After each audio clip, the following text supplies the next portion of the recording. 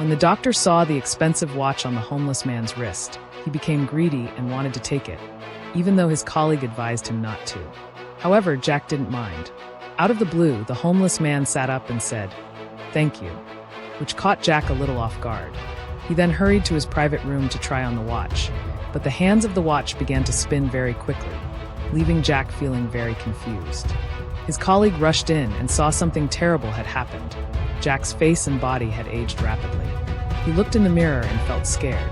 Jack realized that the cause was the magic watch, and he felt so relieved.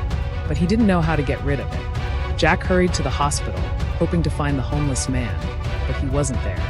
Instead, there was a young man packing his things to leave the hospital. The man greeted Jack warmly, saying, "My name is the homeless man. Thank you so much for saving me."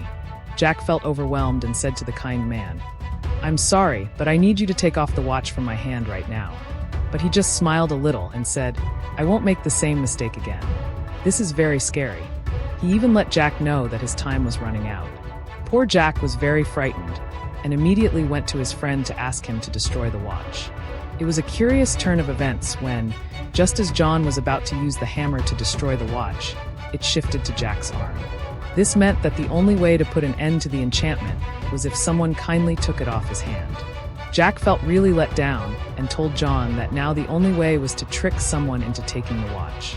John kindly warned him that it was a cruel thing to do because he would be putting someone in danger on purpose. At last, John gave Jack some advice that he thought would be really helpful. He encouraged Jack to do good and humane things because he believes that they can help him live more peacefully. But Jack has decided to stop listening to John's advice because death is coming closer. In his panic, he runs out into the hallway and tells everyone to immediately take the watch off his hand. Of course, everyone refuses and stays away from Jack as the man suffers and grows tired of his life.